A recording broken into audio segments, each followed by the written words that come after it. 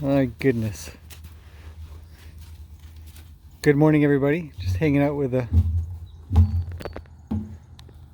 few of my friends here. He does that so much. I'm pretty sure he really likes it, the sound of it. It's been an interesting morning with this crew. Really's in heat a little. And now I'm in the middle of it and I'm on the fence. Good grief. And she has been, as usual, seeking out Luke the most. And so he's been obliging with a heavy amount of attention. And it's been quite interesting. Because it's an unusual sort of... Hang on a second. Excuse me, coming through. It's been an unusual amount of attention for Really.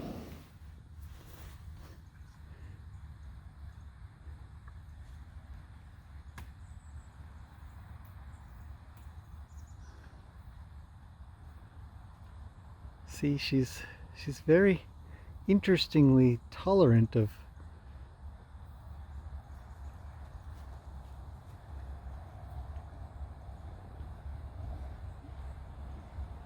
his nibbling.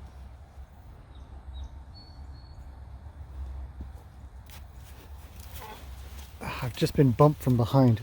Honestly, Lena. And that's that.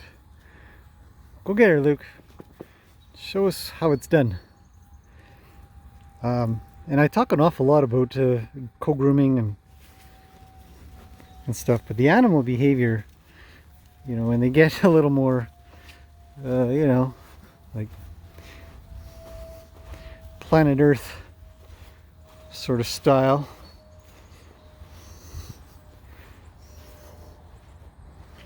is when it gets a little bit more obvious of certain things, certain activities. That's when I think I learn about sort of pressure points or...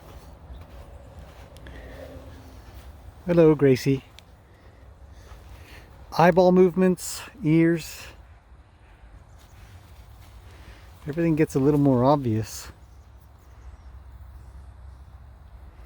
So what does Really do? We all know what Luke does, and everybody comments on what Luke does, but what's the response? What's the reaction? And why? No dinosaur today. Seriously?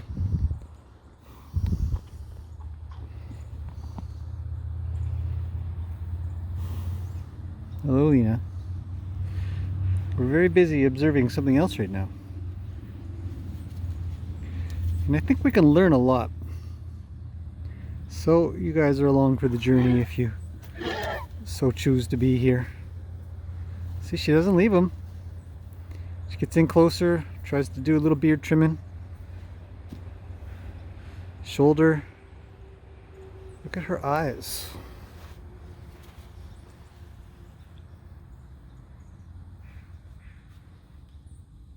Too much nibbling.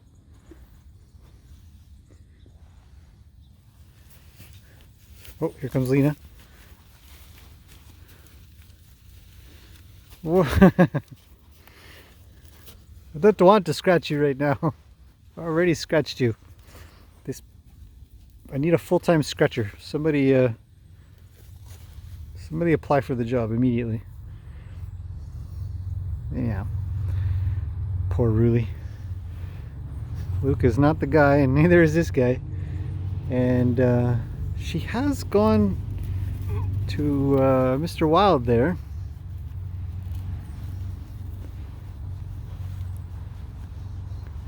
Off to Luke again. He's the best at this particular job. Speaking of Mr. Wild, we've got new shirts in. Even Lena likes them. If I didn't move,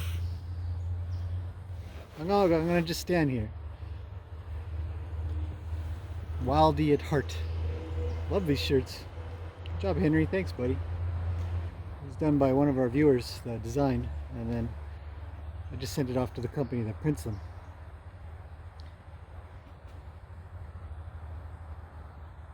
What will Lena do if I just stand here? It's a beautiful morning, by the way. Absolutely fantastic. It's warm.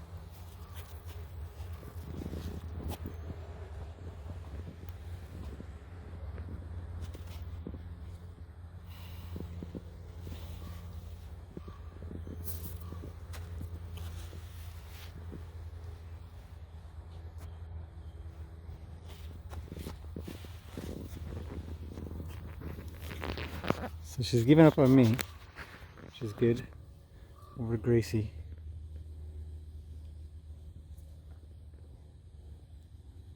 See, grooming. I think grooming is a super duper key item to making a friend. So the conversation that goes back and forth. I think it's vital, absolutely vital, to learn this skill at a very high level.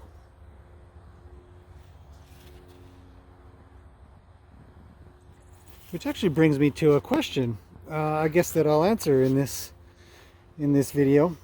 And I'll link it for Terri. Terri asked me a question. She says, how do I get my horse to connect with me? And she had commented on a couple of things that she thought were relevant. One being that she's a lead mare, and two, that she can get the job done if she's got her horse alone with her in a round pen or something. But when other horses are around, she can't get the job done. She can't get the horse to connect, is what she's commenting on. So stick with her and hang out with her. And I think the first thing that my thoughts go to is that I don't think it's relevant about being a lead mare or not a lead mare or a gelding or anything. I don't think it matters, personally. The connection thing, I believe, is tied to stuff like this, where there's a mutual conversation that happens, and somebody's got to start it, and another has to sort of agree to it, because sometimes one will say no, and the other will say, no, get over here. And we see it all the time.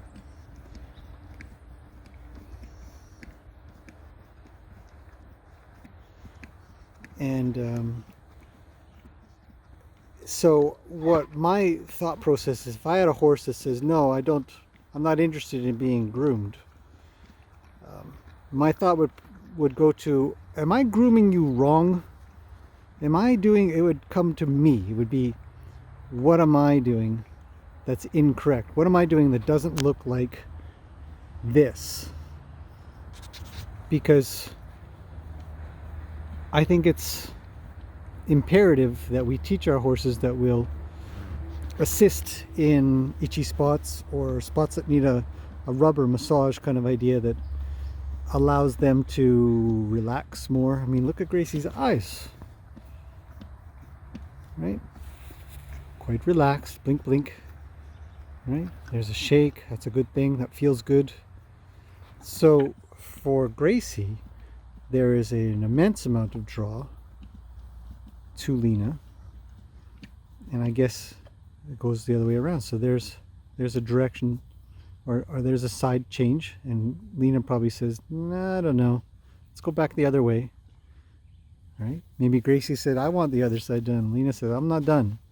So in this relationship, one is kind of taking the lead of the other, saying, let's do a little more.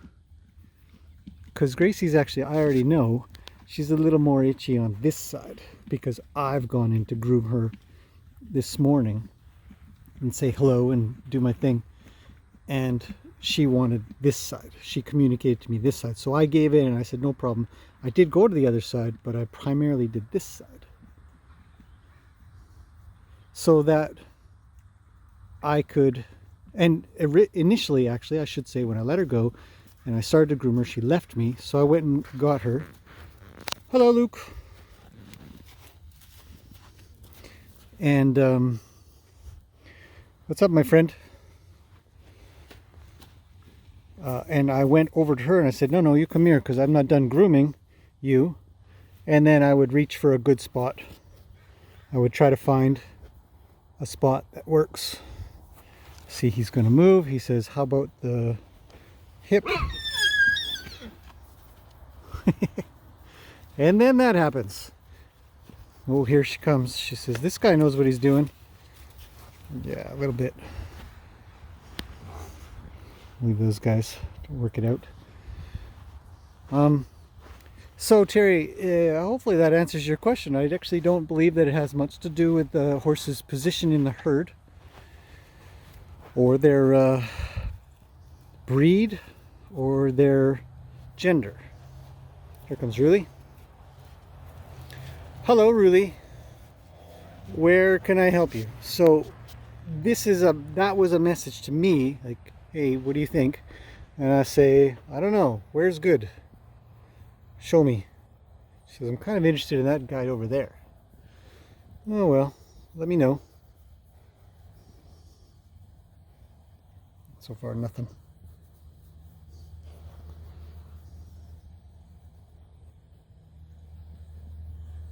Still nothing. Work my way back a little bit. Oh, there's some eyeballs. Don't want to go too far back. Look at this guy yelling at her. Who are you yelling at? No yelling. What do you say, Ruli? Where is it? So she'll talk to me a little. But I think that this, if you start getting rough, you're in trouble. You know that, right? Everybody's peaceful around me. But I think this is kind of what it takes. And I think it would be better to even practice amongst the other horses. And the reason is because, as I've talked about in the past about multi-horse training, is to be in the middle. If Ruli was a lead horse and or maybe this guy's yelling, right? He says, hey, Ruli, get out of the way. I want scratches. I would step in and say, no. You know, if Ruli says, you get out of here because I'm the only one getting scratched, I'd say, Ruli, no. For example. So I think it's vital to also practice in and amongst the horses, if that's where you're having your problem, to say, no. Everybody chill out. I'll take on this job. Right, Gracie?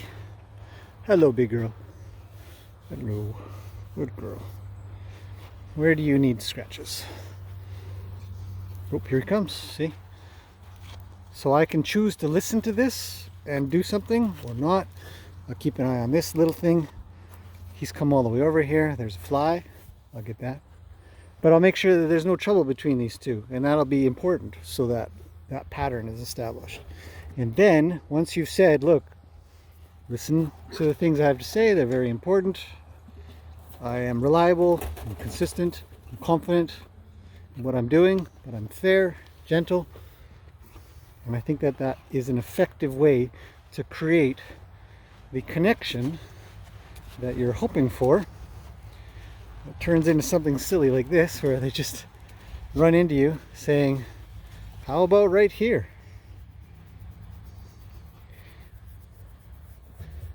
Maybe. Oh well, hopefully that helps. And it's all started with just observing.